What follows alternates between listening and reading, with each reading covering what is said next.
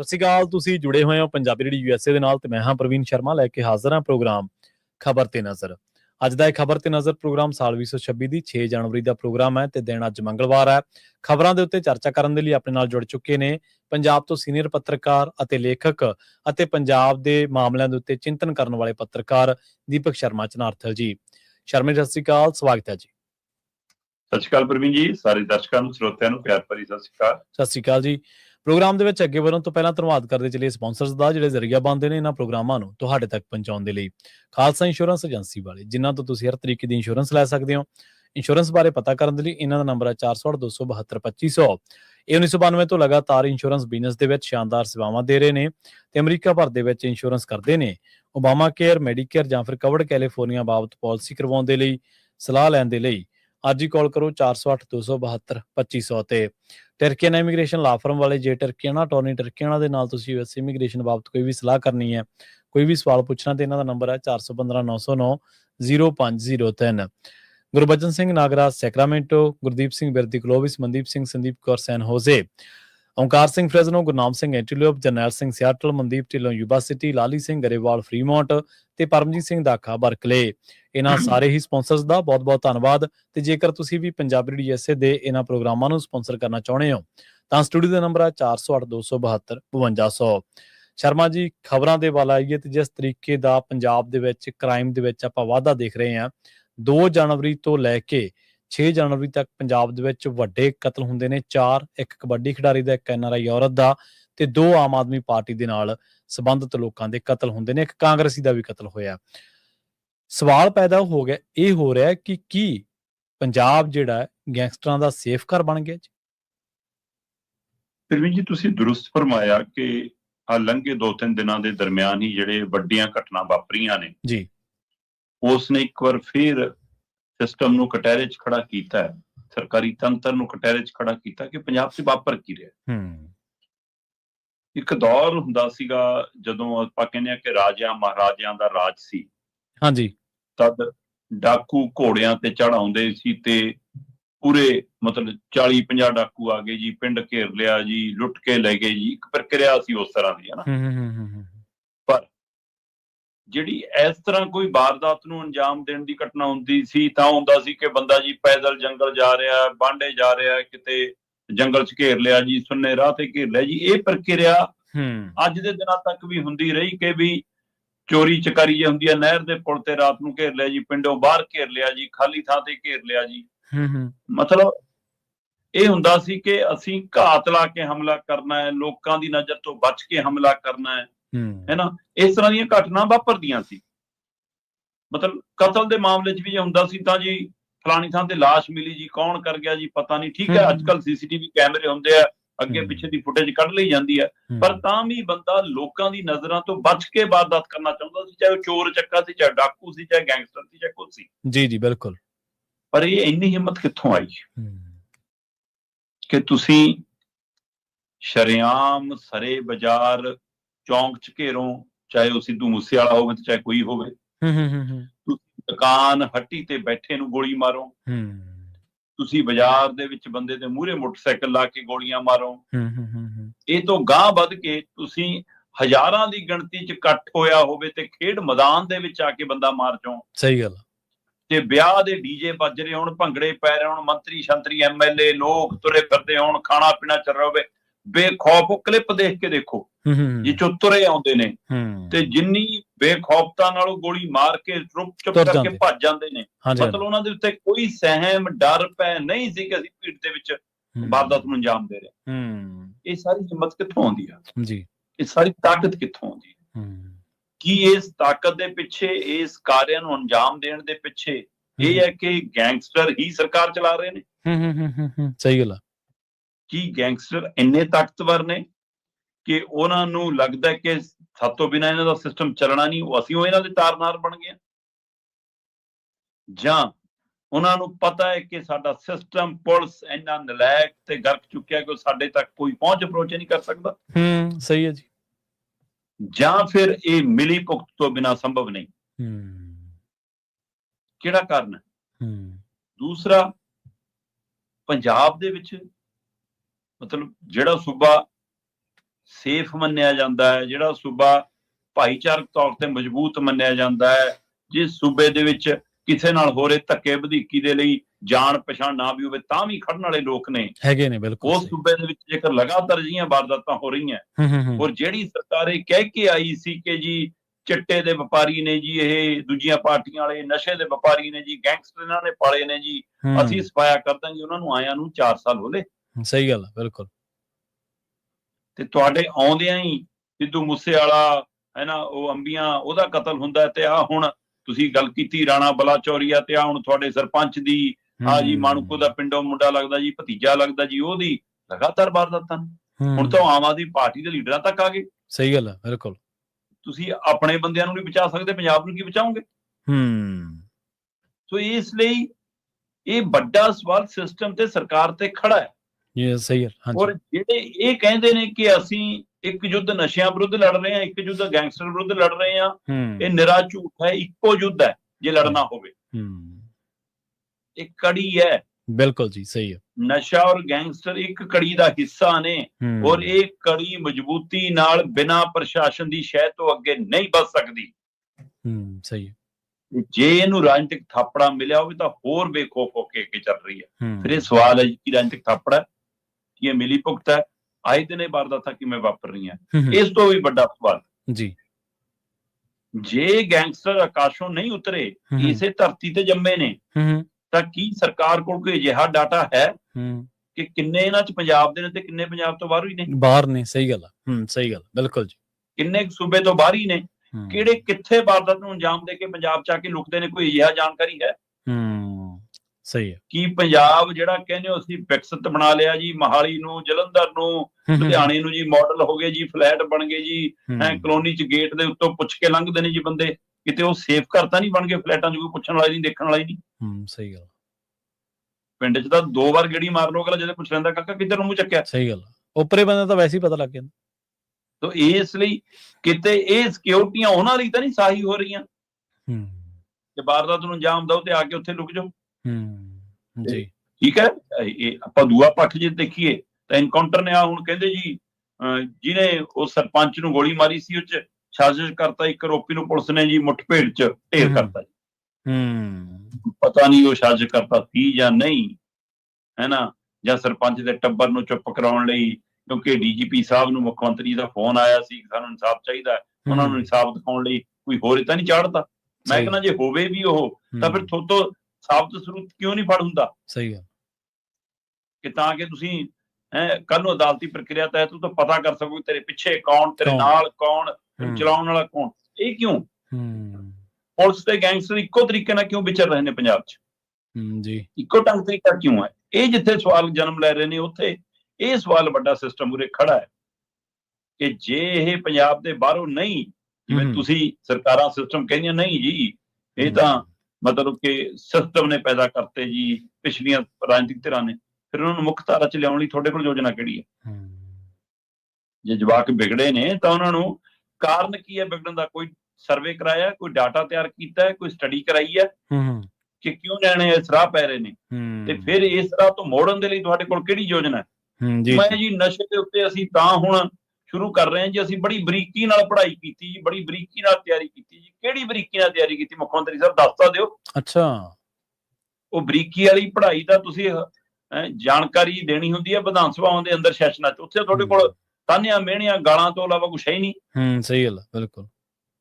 ਤੇ ਫਿਰ ਕਿੱਥੇ ਆ ਉਹ ਪੜ੍ਹਾਈ ਜਿਹੜੀ ਕੰਮ ਹੋਣੀ ਸੀ? ਇਸ ਲਈ ਪੰਜਾਬ ਬਹੁਤ ਮਾੜੀ ਆਰਥਿਕ ਸਥਿਤੀ ਦੇ ਨਾਲ ਨਾਲ ਕਾਨੂੰਨੀ ਪ੍ਰਕਿਰਿਆ 'ਚ ਵੀ ਲੰਘ ਰਿਹਾ, ਕਾਨੂੰਨੀ ਤੌਰ ਤੇ ਔਰ ਆਰਥਿਕ ਤੌਰ ਤੇ ਪੰਜਾਬ ਬਹੁਤ ਪਛੜ ਗਿਆ। ਔਰ ਇਹ ਕਾਰਨਾਂ ਨੂੰ ਧਿਆਨ 'ਚ ਰੱਖ ਕੇ ਸਾਨੂੰ ਨਜ਼ਰਸਾਨੀ ਕਰਨੀ ਪੈਣੀ ਹੈ ਕਿ ਗੈਂਗਸਟਰ ਤੇ ਚਿੱਟਾ ਸਾਡਾ ਜੰਜਾਲ ਕਿਉਂ ਬਣਦਾ ਜਾ ਰਿਹਾ ਹੈ, ਔਰ ਇਹਦੇ ਵਿੱਚੋਂ ਪੰਜਾਬ ਨੂੰ ਮੁਕਤ ਕਰਨ ਦੇ ਲਈ ਸਾਨੂੰ ਕਿਹੜਾ ਤਰੀਕਾ ਅਪਣਾਉਣਾ ਪੈਣਾ।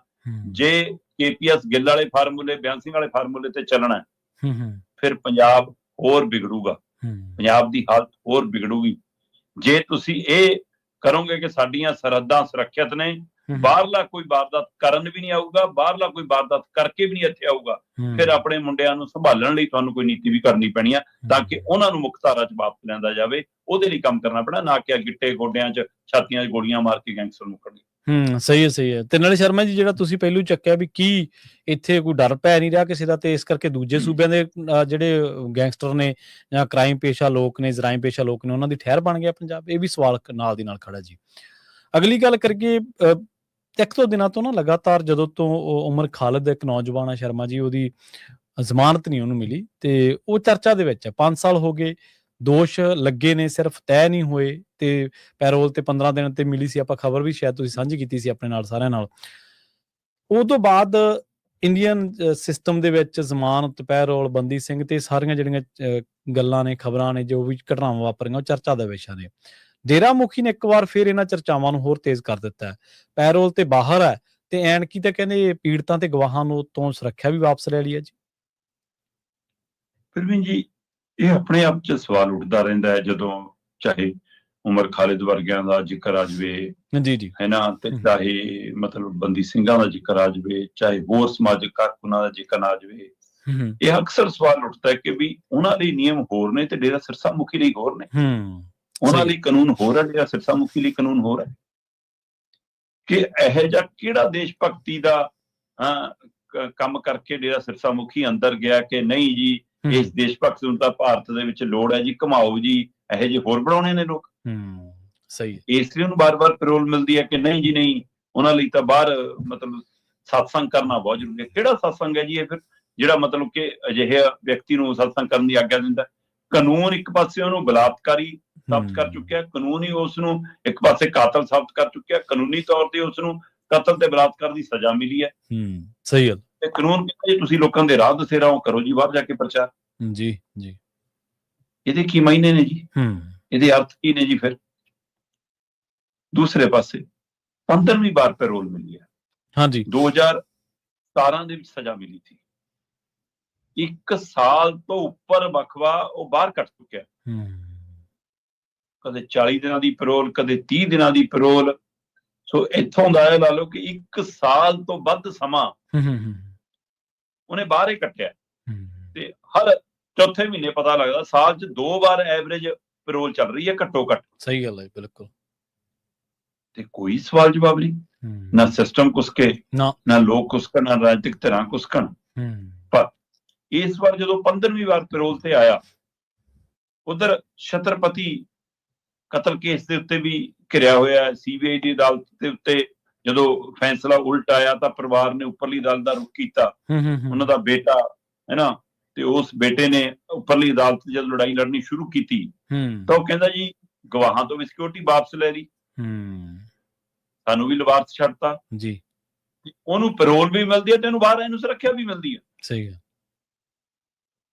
ਤੇ ਆਮ ਤੌਰ ਤੇ ਜਦੋਂ ਅਜਿਹਾ ਕੋਈ ਵਿਅਕਤੀ ਹੋਵੇ ਜਿਹੜਾ ਅਜਿਹੇ ਮਾਮਲਿਆਂ ਦੇ ਵਿੱਚ ਘਿਰਿਆ ਹੋਵੇ, ਉਹਨੂੰ ਤਾਂ ਜ਼ਮਾਨਤ ਵੀ ਇਸ ਕਾਰਨ ਨਹੀਂ ਦਿੱਤੀ ਜਾਂਦੀ ਕਿ ਬਾਹਰ ਜਾ ਕੇ ਕੇਸ ਪ੍ਰਭਾਵਿਤ ਕਰੂਗਾ। ਤੇ ਤੁਸੀਂ ਉਹਨੂੰ ਪੈਰੋਲ ਵੀ ਦਿੰਦੇ ਹੋ ਤੇ ਸੁਰੱਖਿਆ ਛਤਰੀ ਵੀ ਦਿੰਦੇ ਹੋ ਤੇ ਗੱਡੀਆਂ ਉਹਦੇ ਅੱਗੇ ਪਿੱਛੇ ਸਿਸਟਮ ਦੀਆਂ ਸਰਕਾਰਾਂ ਦੀਆਂ ਲਾਉਂਦੇ ਹੋ। ਤੇ ਉਹ ਕਹਿੰਦਾ ਫਿਰ ਇਹ ਵੋਟ ਬੈਂਕ ਹੈ ਕਿ ਨੋਟ ਬੈਂਕ ਵੀ ਹੈ ਨਾਲ? ਛਤਰਪਤੀ ਦੇ ਬੇਟੇ ਨੇ ਸਵਾਲ ਖੜਾ ਕੀਤਾ, ਕਹਿੰਦਾ ਇਹ ਪੈਰੋਲ ਇਹਦਾ ਮਤਲਬ ਕੱਲੀ ਵੋਟ ਬੈਂਕ ਨਹੀਂ, ਇਹ ਨੋਟ ਬੈਂਕ ਵੀ ਹੈ। ਜੀ ਸਹੀ ਹੈ। ਇਹ ਬਹੁਤ ਵੱਡੀ ਚਪੇੜ ਹੈ ਸਾਡੇ ਸਿਸਟਮ ਦੇ ਉੱਤੇ। ਪਰ ਸਭ ਕੁਝ ਕਰਕੇ ਇੰਨਾ ਗਿਆ, ਕੋਈ ਪੁੱਛਣ ਵਾਲਾ ਹੀ ਨਹੀਂ ਜੀ।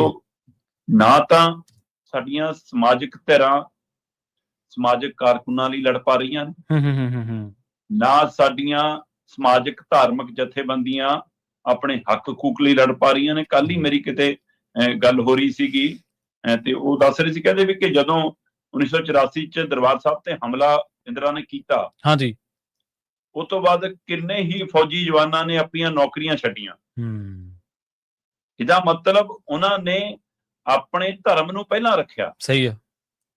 ਉਹਨਾਂ ਨੇ ਆਪਣੇ ਅਕੀਦੇ ਨੂੰ ਪਹਿਲਾਂ ਰੱਖਿਆ ਤੇ ਉਹਨਾਂ ਨੂੰ ਸੱਟ ਲੱਗੀ, ਪਰ ਉਹਨਾਂ ਨੇ ਕੋਈ ਬਗਾਵਤ ਨਹੀਂ ਕੀਤੀ ਕਿ ਹਾਂ ਆਪਣੇ ਸੰਵਿਧਾਨ ਦੇ ਖਿਲਾਫ ਕੋਈ ਬਗਾਵਤ ਕਰਤੀ ਆਪਣੇ ਖੂਨ ਦੇ ਖਿਲਾਫ। ਪਰ ਉਹਨਾਂ ਨੂੰ ਲੱਗਿਆ ਕਿ ਨਹੀਂ, ਮੇਰਾ ਧੱਕਾ ਹੋ ਗਿਆ, ਮੇਰਾ ਉੱਥੇ ਹੋਣਾ ਜ਼ਰੂਰੀ ਹੈ। ਉਹ ਛੱਡ ਕੇ ਸਾਰਾ ਕੁਝ ਆ ਗਏ। ਸਰਕਾਰਾਂ ਨੇ ਉਹਨਾਂ ਨੂੰ, ਸਿਸਟਮ ਨੇ ਉਹਨਾਂ ਨੂੰ ਭਗੌੜੇ ਵੀ ਕਰਾਰ ਦਿੱਤਾ, ਉਹਨਾਂ ਦੇ ਸਾਰੇ ਹੱਕ ਹਕੂਕ ਵੀ ਮਾਰਤੇ ਤੇ ਉਹਨਾਂ ਨੂੰ ਕਈਆਂ ਨੂੰ ਸਜ਼ਾਵਾਂ ਤੱਕ ਦੀ ਪ੍ਰਕਿਰਿਆ ਚੋਂ ਲੰਘਣਾ ਪਿਆ। ਅਸੀਂ ਕਿੰਨਿਆਂ ਕੁ ਦੀ ਬਾਂਹ ਫੜੀ। ਸਹੀ ਗੱਲ। ਸੰਸਥਾਵਾਂ ਦਾ ਸਮਾਜ ਦਾ ਫਰਜ਼ ਨਹੀਂ ਬਣਦਾ ਫਿਰ ਇਹੋ ਜਿਹੇ ਲੋਕ ਜਿਹੜੇ ਐਡੀ ਵੱਡੀ ਪਹਿਲ ਕਦਮੀ ਕਰਕੇ ਆਉਣ, ਉਹਨਾਂ ਦੇ ਲਈ ਖੜੀਏ।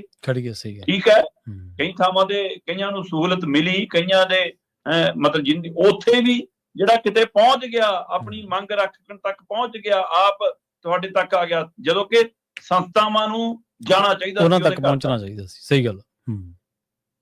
ਸੋ ਇਸ ਲਈ ਫਿਰ ਗਾਂ ਲਈ ਅਸੀਂ ਇਹ ਰਾਹ ਬੰਦ ਕਰਦੇ ਹਾਂ ਕਿ ਕੋਈ ਨਾ ਲੜੇ ਸਿਸਟਮ ਦੇ ਖਿਲਾਫ, ਗਲਤ ਨੂੰ ਗਲਤ ਨਾ ਕਹੇ। ਤੇ ਹੁਣ ਇੱਥੇ ਬੰਦੀ ਸਿੰਘਾਂ ਤੋਂ ਲੈ ਕੇ ਹੋਰ ਸਮਾਜਿਕ ਕਾਰਕੁਨ ਕਿੰਨੇ ਅੰਦਰ ਬੰਦ ਨੇ, ਕਿੰਨਾ ਕੁ ਅਸੀਂ ਦੇਸ਼ ਪੱਧਰ ਤੇ ਇਕਜੁੱਟ ਹੋ ਕੇ ਲੜ ਰਹੇ ਹਾਂ ਜੀ। ਸਹੀ ਗੱਲ, ਬਿਲਕੁਲ। ਜੇ ਉਮਰ ਖਾਲਦ ਦੀ ਗੱਲ ਆ ਤਾਂ ਉਹਦੇ ਸਾਥੀ ਬੋਲਣ, ਅਸੀਂ ਕੀ ਲੈਣਾ। ਜੇ ਬੰਦੀ ਸਿੰਘਾਂ ਦੀ ਗੱਲ ਆ ਤਾਂ ਉਹਨਾਂ ਦੇ ਪਰਿਵਾਰ ਦੇ ਜੀ ਬੋਲਣ, ਅਸੀਂ ਕੀ ਲੈਣਾ। SGPC ਬੋਲ ਦੇਵੇ, ਕੋਈ ਹੋਰ ਸਿੱਖ ਜਥੇਬੰਦੀ ਬੋਲ ਦੇਵੇ, ਉਹ ਵੀ ਕਿੰਨਾ ਕੁ ਬੋਲ ਦੇਵੇ। ਸਹੀ ਗੱਲ। ਕਿ ਠੀਕ ਹੈ ਜੀ, ਇੱਕ ਮਾਰਚ ਕੱਢ ਦੋ, ਉਹ ਵੀ ਪੁਲਿਸ ਨੂੰ ਦੱਸ ਕੇ ਇਜਾਜ਼ਤ ਲੈ ਕੇ ਇੱਕ ਮੈਮੋਰੈਂਡਮ ਪਾ ਦੋ। ਜੇ ਸੱਚਮੁੱਚ ਲੜਾਈ ਸੀ ਤਾਂ ਅਸੀਂ ਲੱਖਾਂ ਦੀ ਗਿਣਤੀ ਦਸਤਖਤ ਕਰਾਏ। ਕੇਂਦਰ ਤੁਹਾਨੂੰ ਸਮਾਂ ਨਹੀਂ ਦਿੰਦਾ, ਤੁਸੀਂ ਕਿਉਂ ਜੰਤਰ ਮੰਤਰ ਤੱਕ ਨਹੀਂ ਗਏ? ਕਿਉਂ ਇਹਨੂੰ ਲੋਕਾਂ ਦੀ ਲੜਾਈ ਨਹੀਂ ਬਣਾ ਪਾ ਰਹੇ? ਕਿਉਂ ਕੇਂਦਰ ਦੀਆਂ ਵਧੀਕੀਆਂ ਦੇ ਖਿਲਾਫ ਇਸ ਮਾਹੌਲ ਨੂੰ ਨਹੀਂ ਸਿਰਜ ਪਾ ਰਹੇ ਸੀ? ਕਿੱਥੇ ਕਮੀ ਹੈ? ਕਮੀ ਸਿਰਫ ਇਹ ਹੈ ਕਿ ਅਸੀਂ ਆਪਣੇ ਰੁਤਬੇ, ਆਪਣੀਆਂ ਕੁਰਸੀਆਂ ਬਰਕਰਾਰ ਰੱਖਣਾ ਚਾਹੁੰਦੇ ਹਾਂ ਤੇ ਅਸੀਂ ਕੋਈ ਵੀ ਕੇਂਦਰ ਨਾਲ ਪੰਗਾ ਨਹੀਂ ਲੈਣਾ ਚਾਹੁੰਦੇ। ਇਸ ਲਈ ਸਾਨੂੰ ਲੱਗਦਾ ਕਿ ਜੋ ਕੇਂਦਰ ਕਰਦਾ ਕਰੇ, ਅਸੀਂ ਮੂੰਹ ਜਵਾਨੀ ਕਾਗਜ਼ ਪੱਤਰੀ ਸ਼ੇਰ ਬਣੀਏ, ਧਰਾਤਲ ਦੇ ਸ਼ੇਰ ਨਾ ਬਣੀਏ। ਇਹ ਸਾਰੇ ਸਿਸਟਮ ਨੂੰ ਜਿਹੜੀ ਇਹ ਮਤਲਬ ਮੌਕਾ ਮਿਲ ਰਿਹਾ, ਉਹਦਾ ਕਾਰਨ ਕੁਝ ਸਾਡੀਆਂ ਕਮਜ਼ੋਰੀਆਂ ਵੀ ਨੇ, ਸਾਨੂੰ ਸੋਚਣਾ ਪੈਣਾ। ਜੀ ਬਿਲਕੁਲ ਬਿਲਕੁਲ। ਤੇ ਅਗਲੀ ਗੱਲ ਕਰੀਏ ਡੱਲੇਵਾਲ ਦੀ ਜਥੇਬੰਦੀ ਦੀ, ਇਹਦੇ ਅੰਦਰ ਵੀ ਕਹਿੰਦੇ ਵੱਡੀ ਬਗਾਵਤ ਹੋ ਗਈ ਹੈ ਜੀ। ਦੇਖੋ, ਜਗਜੀਤ ਸਿੰਘ ਡੱਲੇਵਾਲ ਵੱਡੀ ਜਥੇਬੰਦੀ ਦੇ ਆਗੂ ਨੇ, ਭਾਰਤੀ ਕਿਸਾਨ ਯੂਨੀਅਨ ਹੈ ਨਾ ਸਿੱਧੂਪੁਰ, BKU ਸਿੱਧੂਪੁਰ, ਜਿਹੜੇ ਪਸ਼ੌਰਾ ਸਿੰਘ ਹੋਰਾਂ ਨੇ ਫਤਿਹਗੜ੍ਹ ਸਾਹਿਬ ਜ਼ਿਲ੍ਹੇ ਨਾਲ ਸੰਬੰਧਿਤ ਹੈ ਨਾ, ਉਹਨਾਂ ਨੇ ਇਹ ਜਥੇਬੰਦੀ ਖੜੀ ਕੀਤੀ ਤੇ ਉਹਨਾਂ ਦੇ ਜਾਣ ਤੋਂ ਬਾਅਦ ਡੱਲੇਵਾਲ ਹੋਰਾਂ ਨੇ ਦੀ ਬਾਗਡੋਰ ਸੰਭਾਲੀ। ਤੇ ਇਹ ਜਥੇਬੰਦੀ ਅੰਦੋਲਨ 'ਚ ਵੀ ਇੱਕ ਵੱਖਰੀ ਧਿਰ ਵਜੋਂ, ਵੱਖਰੀ ਸੋਚ ਵਜੋਂ ਤਕੜੀ ਵੀ ਹੋਈ ਹੈ ਨਾ ਉੱਥੇ ਜਾਣ ਤੋਂ ਬਾਅਦ। ਤੇ ਫਿਰ ਉਹ ਤੋਂ ਬਾਅਦ ਇਸ ਨੇ ਆਪਣੇ ਪੱਧਰ ਦੇ ਉੱਤੇ ਵੀ ਅੰਦੋਲਨ ਛੇੜਨ ਦੀ ਪ੍ਰਕਿਰਿਆ ਆਰੰਭੀ। ਸ਼ੰਭੂ ਬਾਰਡਰ ਦੇ ਉੱਤੇ ਆਪਾਂ ਸਾਰਾ ਕੁਝ ਦੇਖਿਆ ਤੇ ਉਧਰ ਖਨੌਰੀ ਬਾਰਡਰ ਤੇ ਆਪਾਂ ਉਹ ਸਾਰੀ ਪ੍ਰਕਿਰਿਆ ਦੇਖੀ ਜਦੋਂ ਇਹਨਾਂ ਨੇ ਕਿਸਾਨ ਮਜ਼ਦੂਰ ਜਥੇਬੰਦੀ ਨਾਲ ਮਿਲ ਕੇ। ਉਸ ਤੋਂ ਬਾਅਦ ਆਪਾਂ ਉਹਦੇ ਵਿੱਚ ਆਉਂਦੀ ਖੜੋਤ ਵੀ ਦੇਖੀ, ਆਪਾਂ ਇਹਨਾਂ ਬੈਠਕਾਂ ਦੇ ਵਿੱਚ ਉਹ ਸਾਰਾ ਖੇਡ ਵੀ ਦੇਖਿਆ ਤੇ ਕਿਵੇਂ ਚੱਕੇ ਗਏ, ਕਿਵੇਂ ਤੋੜੇ ਗਏ, ਕਿਵੇਂ ਭਜਾਏ ਗਏ, ਉਹ ਵੀ ਦੇਖਿਆ। ਤੇ ਉਸ ਤੋਂ ਬਾਅਦ ਚੁੱਪ ਰਹਿਣ ਦੇ ਕਾਰਨ ਵੀ ਸਮਝਣ ਦੀ ਕੋਸ਼ਿਸ਼ ਕੀਤੀ ਗਈ। ਦਿੱਲੀ ਤੋਂ ਲੈ ਕੇ ਪੰਜਾਬ ਤੱਕ ਦੇ ਅੰਦੋਲਨ ਦੇ ਵਿੱਚ ਇੱਕ ਦੂਸਰੇ ਦੇ ਉੱਤੇ ਇਹ ਦੂਸਰੀਆਂ SKM ਤੇ ਦੋਸ਼ ਲਾਉਂਦੇ ਸੀ, ਪੈਸਿਆਂ ਦਾ ਉਹ ਇਹਨਾਂ ਤੇ ਲਾਉਂਦੇ ਸੀ, ਹੈਨਾ, ਬਹੁਤ ਕੁਝ ਚੱਲਿਆ। ਸਹੀ ਹੈ। ਪਰ ਅੱਜ BKU ਸਿੱਧੂਪੁਰ ਦੇ ਅੰਦਰੋਂ ਆਵਾਜ਼ ਉੱਠਣਾ ਕੀ ਕਰਨ? ਉਹ ਵੀ ਪਸ਼ੌਰਾ ਸਿੰਘ ਦਾ ਬੇਟਾ ਸਾਹਮਣੇ ਆ ਜਿਹੜਾ ਕਹਿੰਦਾ ਜੀ ਮੈਂ ਸਿੱਧੇ ਰੂਪ 'ਚ ਇਸ ਪ੍ਰਕਿਰਿਆ 'ਚ ਨਹੀਂ ਸੀਗਾ। ਜਥੇਬੰਦੀ ਡੱਲੇਵਾਲ ਸਾਹਿਬ ਚਲਾ ਰਹੇ ਸੀ, ਬਾਕੀ ਜਿਹੜੇ ਮੇਰੇ ਪਿਤਾ ਦੇ ਨਾਲ ਕੰਮ ਕਰਦੇ ਸੀ ਉਹ ਵੀ ਆਪੋ ਆਪਣੇ, ਕੋਈ ਜ਼ਿਲ੍ਹਾ ਪ੍ਰਧਾਨ ਸੀ, ਕੋਈ ਬਲਾਕ ਪ੍ਰਧਾਨ ਸੀ, ਜਿਹੜਾ ਵੀ ਜੋ ਆਦਾ ਸੀਗਾ ਉਹਦੇ ਅਨੁਸਾਰ ਜਿਹੜੇ ਮੈਂਬਰ ਸੀ, ਸਿਰਫ ਮੈਂਬਰ ਸੀ, ਉਹ ਕੰਮ ਕਰਦੇ ਸੀ। ਸਹੀ। ਪਰ ਕਹਿੰਦੇ ਇੱਕ ਤੋਂ ਬਾਅਦ ਇੱਕ ਮੈਂਬਰ ਨੂੰ, ਜਿਵੇਂ ਜਿਹੜੇ ਪਸ਼ੌਰਾ ਸਿੰਘ ਹੋਰਾਂ ਨਾਲ ਕੰਮ ਕਰਦੇ ਸੀ, ਉਹਨਾਂ ਨੂੰ ਹਟਾਇਆ ਜਾ ਰਿਹਾ। ਠੀਕ ਹੈ। ਉਹਨਾਂ ਨੂੰ ਪਰੇ ਕੀਤਾ ਜਾ ਰਿਹਾ। ਤਾਂ 1 2 3 4 ਕਹਿੰਦੇ ਏਦਾਂ ਪ੍ਰਕਿਰਿਆ ਜਦੋਂ ਕਰਦੇ ਗਏ ਤਾਂ ਉਹ ਮੈਂਬਰਾਂ ਨੇ ਇਕੱਠਿਆਂ ਹੋ ਕੇ ਮੈਨੂੰ ਸਾਰੀ ਸਥਿਤੀ ਦੱਸੀ। ਠੀਕ ਹੈ ਜੀ। ਜੀ ਦਲਵੀਰ ਸਿੰਘ ਹੋਰੀ ਜਿਹੜੇ ਸਰਦਾਰ ਪਸ਼ੌਰਾ ਸਿੰਘ ਦੇ ਪੁੱਤਰ ਨੇ, ਉਹਨਾਂ ਨੇ ਪ੍ਰੈਸ ਕਾਨਫਰੰਸ ਕੀਤੀ ਹੈ। ਉਹ ਕਹਿੰਦੇ ਮੇਰੇ ਮੂਹਰੇ ਆ ਤੱਥ ਰੱਖੇ ਨੇ ਕਿ ਜੀ ਸਾਡਾ ਏਦਾਂ ਵਧੀਕ ਹੋ ਰਹੀ। ਕਹਿੰਦੇ ਅਸੀਂ ਕੋਈ ਬਗਾਵਤ ਨਹੀਂ ਕਰ ਰਹੇ, ਅਸੀਂ ਜਥੇਬੰਦੀ ਦੇ ਅੰਦਰ ਰਹਿ ਕੇ ਇਹਨੂੰ ਠੀਕ ਕਰਨ ਦੀ ਪ੍ਰਕਿਰਿਆ ਆਰੰਭ ਰਹੇ ਹਾਂ। ਇੱਕ ਤਰ੍ਹਾਂ ਨਾਲ ਪਸ਼ੌਰਾ ਸਿੰਘ ਦਾ ਬੇਟਾ ਇਸ ਗੱਲ ਲਈ ਸਾਹਮਣੇ ਆਇਆ। ਹੁਣ ਕੀ ਉਹ ਪ੍ਰਧਾਨ ਬਣਨ ਦੀ ਇੱਛਾ ਨਾਲ ਸਾਹਮਣੇ ਆਇਆ? ਸਹੀ ਹੈ। ਕੀ ਉਹ ਡੱਲੇਵਾਲ ਦੀ ਪੋਜੀਸ਼ਨ ਲੈਣ ਲਈ ਸਾਹਮਣੇ ਆਇਆ, ਕਿ ਡੱਲੇਵਾਲ ਹੋਰਾਂ ਨੂੰ ਦਰੁਸਤ ਕਰਨ ਲਈ ਸਾਹਮਣੇ ਆਇਆ, ਜਾਂ ਕਿਸੇ ਹੋਰ ਸਾਂਝੇ ਵਿਅਕਤੀ ਨੂੰ ਅੱਗੇ ਲਿਆਂਦਾ ਜਾਊਗਾ, ਜਾਂ ਹੁਣ ਦੋ ਫੜ ਹੁੰਦਿਆਂ ਦੇਖਾਂਗੇ ਇਹਨੂੰ ਆਉਂਦੇ ਦਿਨਾਂ 'ਚ ਇਹ ਪ੍ਰਕਿਰਿਆ। ਕਿਉਂਕਿ ਉਹਨਾਂ ਨੇ ਦਮ ਭਰਿਆ ਕਿ 7 ਤੋਂ ਵੱਧ ਜ਼ਿਲ੍ਹਿਆਂ ਦੇ ਪ੍ਰਧਾਨ ਸਾਡੇ ਨਾਲ ਨੇ ਤੇ ਇਹ ਜਿਨ੍ਹਾਂ ਨੂੰ ਹਟਾ ਚੁੱਕੇ ਨੇ ਉਹ ਸਾਡੇ ਨਾਲ ਨੇ। ਕਿਉਂ ਹਟਾਇਆ ਜਾ ਰਿਹਾ? ਕਹਿੰਦੇ ਕਾਰਨ ਕੋਈ ਨਹੀਂ। ਜੇ ਡੱਲੇਵਾਲ ਹੋਰਾਂ ਨਾਲ ਕਹਿੰਦੇ ਮਸ਼ਵਰਾ ਕਰ ਲਓ ਕਿਸੇ ਗੱਲ ਦੇ ਉੱਤੇ, ਉਹਨਾਂ ਦੇ ਕਿਸੇ ਫੈਸਲੇ ਨੂੰ ਪੁੱਛ ਲਓ ਜੀ ਇਹਦੀ ਕੀ ਲੋੜ, ਆਪਾਂ ਐ ਕਰ ਲਈਏ। ਕਹਿੰਦੇ ਜਦੇ ਕਾਰਵਾਈ ਕਰਦੇ ਆ ਜੀ, ਕੱਢ ਦੋ ਜੀ ਇਹਨੂੰ। ਅੱਛਾ। ਹਾਂ, ਦਲਵੀਰ ਸਿੰਘ ਨੂੰ ਪੁੱਛਿਆ ਕਿ ਜਥੇਬੰਦੀ ਦੇ ਉੱਪਰ ਕਈ ਪੈਸਿਆਂ ਦੇ ਦੋਸ਼ ਲੱਗਦੇ ਆ ਜੀ, ਕੋਈ ਉਹ ਮਾਮਲਾ ਤਾਂ ਨਹੀਂ? ਉਹ ਕਹਿੰਦੇ ਨਹੀਂ, ਮੈਂ ਜਦੋਂ ਵਿੱਚੇ ਨਹੀਂ ਆ, ਕਹਿੰਦੇ ਮੈਂ ਉਸ ਮਾਮਲੇ ਬਾਰੇ ਕਿਵੇਂ ਗੱਲ ਕਰ ਲਵਾਂ, ਮੈਨੂੰ ਪਤਾ ਹੀ ਨਹੀਂ ਕੁਛ ਉਦੋਂ। ਸਹੀ ਹੈ। ਕਹਿੰਦੇ ਮੈਂ ਉਹਦੇ ਲਈ ਨਹੀਂ ਗੱਲ ਕਰਨ ਲਈ ਬੈਠਿਆ, ਮੇਰੇ ਕੋਲ ਤਾਂ ਆ ਸਾਥੀ ਪਹੁੰਚੇ ਜਿਨ੍ਹਾਂ ਨੂੰ ਮੈਂ ਆਪ ਦੇਖਿਆ, ਆਪਣੇ ਬਾਪੂ ਨਾਲ ਬਰਾਬਰ ਕੰਮ ਕਰਦੇ ਆ ਤੇ ਕਹਿੰਦੇ ਉਹਨਾਂ ਦਾ ਕੋਈ ਵਿਵਾਦ ਵੀ ਨਹੀਂ ਹੈਗਾ, ਕਿਸੇ ਤਰ੍ਹਾਂ ਦਾ ਆਰਥਿਕ ਜਾਂ ਕੋਈ ਹੋਰ ਪਹਿਲੂ ਵੀ ਨਹੀਂ ਗਾ, ਉਹਦੇ ਬਾਵਜੂਦ ਵੀ ਉਹਨਾਂ ਨੂੰ ਹਟਾਇਆ ਜਾ ਰਿਹਾ ਸਿਰਫ ਇਸ ਲਈ ਕਿ ਉਹ ਡੱਲੇਵਾਲ ਨੂੰ ਪ੍ਰਧਾਨ ਹੋਣ ਦੇ ਨਾਤੇ ਸਵਾਲ ਪੁੱਛ ਲੈਂਦੇ ਆ। ਤੇ ਡੱਲੇਵਾਲ ਸਾਹਿਬ ਕਹਿੰਦੇ ਤਾਨਾਸ਼ਾਹੀ ਕਰਦੇ ਆ ਜੀ ਕਿ ਸਵਾਲ ਵੀ ਨਹੀਂ ਪੁੱਛ ਸਕਦੇ। ਇੰਜ ਜਥੇਬੰਦੀਆਂ ਨਹੀਂ ਚੱਲਦੀਆਂ ਹੁੰਦੀਆਂ। ਜੀ ਜੀ ਬਿਲਕੁਲ ਡੱਲੇਵਾਲ ਹੋਰੀ ਖਾਸੇ ਮਾਮਲਿਆਂ 'ਚ ਘਿਰੇ ਵੀ ਨੇ ਤੇ ਉਹਨਾਂ ਨੇ ਦੂਜਿਆਂ ਨੂੰ ਵੀ ਕਈ ਮਾਮਲਿਆਂ 'ਚ ਘੇਰਿਆ ਹੈ ਨਾ। ਤੇ ਪਰ ਆਹ ਮਾਮਲਾ ਗੰਭੀਰ ਹੈ, ਉਹਨਾਂ ਨੂੰ ਅੰਦਰ ਬੈਠ ਕੇ ਜਾਂ ਤਾਂ ਨਿਬੇੜ ਲੈਣਾ ਚਾਹੀਦਾ ਹੈ ਜਾਂ ਮਤਲਬ ਕਿ ਫਿਰ ਇਹ ਮੈਂ ਦੋ ਫੜ ਹੁੰਦੀ ਦੇਖ ਰਿਹਾ ਜਥੇਬੰਦੀ। ਜੀ ਤੇ ਅਗਲੀ ਗੱਲ ਕਰੀਏ ਮੋਦੀ ਸਾਹਿਬ ਦੀ, ਕਹਿੰਦੇ ਭਾਰਤ ਦੇ ਵਿੱਚ ਇਹ ਗੱਲ ਪ੍ਰਚਲਿਤ ਹੋਈ ਵੀ ਹੈ ਵੀ ਟਰੰਪ ਤੋਂ ਡਰੇ ਹੋਏ ਨੇ ਮੋਦੀ। ਨਹੀਂ, ਇਹ ਤਾਂ ਜੀ ਵਿਸ਼ਵ ਭਰ 'ਚ ਪ੍ਰਚਲਿਤ ਹੈ, ਹੁਣ ਭਾਰਤ 'ਚ ਕਿਉਂ ਹੈ? ਮਤਲਬ ਜਦੋਂ ਅਸੀਂ ਬੋਲਣਾ ਹੀ ਨਹੀਂਗਾ, ਉਹ ਸਾਡੇ ਬੰਦਿਆਂ ਨੂੰ ਜਿਵੇਂ ਮਰਜ਼ੀ ਕੱਢ ਦੇਣ, ਜਿਵੇਂ ਮਰਜ਼ੀ ਯਾਦ ਚੜਾ ਦੇਣ। ਛੋਟੇ ਛੋਟੇ ਮੁਲਕਾਂ ਨੇ ਕਿਹਾ ਕਿ ਸਾਡੇ ਬੰਦਿਆਂ ਨੂੰ ਹੱਥ ਨਹੀਂ ਲਾਉਣਾ, ਅਸੀਂ ਆਪਣੇ ਜਹਾਜ਼ਾਂ 'ਚ ਆਪ ਲੈ ਕੇ ਜਾਵਾਂਗੇ ਜੇ, ਹੈ ਨਾ। ਤੇ ਪਰ ਅਸੀਂ ਕੁਸਕੇ ਹੀ ਨਹੀਂ ਜੀ। ਸਹੀ। ਫਿਰ ਉਹ ਤੋਂ ਬਾਅਦ ਟੈਰਿਫ ਵਾਲਾ ਮਸਲਾ ਆਇਆ, ਅਸੀਂ ਬਾਰ-ਬਾਰ ਉਹਦੇ ਅੱਗੇ ਝੁਕਦੇ ਰਹੇ ਤੇ ਉਹ ਕਹਿੰਦਾ ਜੀ ਰੂਸ ਨਾਲ ਤੇਲ ਦਾ ਰਿਸ਼ਤਾ ਘਟਾਓ, ਅਸੀਂ ਘਟਾਉਣ ਦੀ ਪ੍ਰਕਿਰਿਆ ਤੱਕ ਨੂੰ ਵੀ ਵਧੇ। ਜੀ ਜੀ ਅਸੀਂ ਉਹ ਰਿਸ਼ਤਾ ਮਜ਼ਬੂਤ ਕਰਨ ਦੀ ਬਜਾਏ ਹੁਣ ਵੀ ਜੋ ਕੁਛ ਉਹ ਰਾਸ਼ਟਰਪਤੀ ਤੇ ਉਹਦੀ ਪਤਨੀ ਨਾਲ, ਉਸ ਮੁਲਕ ਨਾਲ ਟਰੰਪ ਨੇ ਕੀਤਾ, ਚੀਨ ਤੇ ਰੂਸ ਨੇ ਰਿਐਕਟ ਕੀਤਾ, ਅਸੀਂ ਤਾਂ ਕੁਸਕੇ ਨਹੀਂ। ਕਿਉਂ ਨਹੀਂ ਅਸੀਂ ਇਸ ਸਵਾਲ ਨਾਲ ਖੜੇ ਕਿ ਇਹ ਤਰੀਕਾ ਨਹੀਂ ਗਾ ਇੱਕ ਆਜ਼ਾਦ ਮੁਲਕ ਨਾਲ ਵਿਵਹਾਰ ਕਰਨ ਦਾ? ਸੋ ਇਹ ਸਾਰੇ ਸਵਾਲ ਨੇ। ਪਰ ਇਹ ਗੱਲ ਕਿਸੇ ਹੋਰ ਨੇ ਕਹੀ ਹੁੰਦੀ ਤਾਂ ਵੱਖਰੀ ਗੱਲ ਸੀ, ਤਾਂ ਖੁਦ ਡੋਨਾਲਡ ਟਰੰਪ ਕਹਿ ਰਹੇ ਨੇ ਸਹੀ ਕਿ ਨਰਿੰਦਰ ਮੋਦੀ ਮੈਨੂੰ ਨਾਰਾਜ਼ ਨਹੀਂ ਰੱਖ ਸਕਦੇ, ਉਹ ਮੈਨੂੰ ਖੁਸ਼ ਕਰਨਾ ਪਊਗਾ ਉਹਨਾਂ ਨੂੰ ਪਤਾ ਹੀ ਨਹੀਂ ਮੈਂ ਟੈਰਿਫ ਵਧਾ ਦੂੰਗਾ। ਕਹਿੰਦੇ ਉਹਨਾਂ ਨੂੰ ਮੇਰੀ ਨਾਰਾਜ਼ਗੀ ਦਾ ਕਾਰਨ ਵੀ ਪਤਾ ਹੈ ਕਿ ਰੂਸ ਨਾਲ ਤੇਲ ਦਾ ਲੈਣ ਦੇਣ ਦਾ ਕਾਰੋਬਾਰ ਉਹਨਾਂ ਨੂੰ ਬੰਦ ਕਰਨਾ ਪੈਣਾ, ਘਟਾਉਣਾ ਪੈਣਾ, ਨਹੀਂ ਤਾਂ ਫਿਰ ਮੈਂ ਟੈਰਿਫ ਲਾਉਣ ਦੀ ਧਮਕੀ ਦਿੱਤੀ ਹੈ, ਕਹਿੰਦਾ ਮੈਂ ਟੈਰਿਫ ਹੋਰ ਲਾ ਦੂੰਗਾ, ਵਪਾਰ ਚੱਲਦਾ ਸਾਡਾ ਆਪਸ ਵਿੱਚ। ਇਹਦਾ ਮਤਲਬ ਨਰਿੰਦਰ ਮੋਦੀ ਟਰੰਪ ਤੋਂ ਡਰਦੇ ਨੇ ਜੀ। ਉਹ ਦੁਨੀਆ ਭਰ 'ਚ ਢੰਡੋਰਾ ਪਿੱਟਿਆ ਆ ਕਿ ਹਾਂ ਜੀ ਸੀਜ਼ ਫਾਇਰ ਮੈਂ ਕਰਾਇਆ ਜੀ, ਦੋ ਮੁਲਕਾਂ 'ਚ ਜੰਗ ਮੈਂ ਰਕਾਈ ਜੀ, ਮਿਸ਼ਨ ਸੰਦੂਰ ਨੂੰ ਮੈਂ ਚੁੱਪ ਕਰਾਇਆ ਜੀ।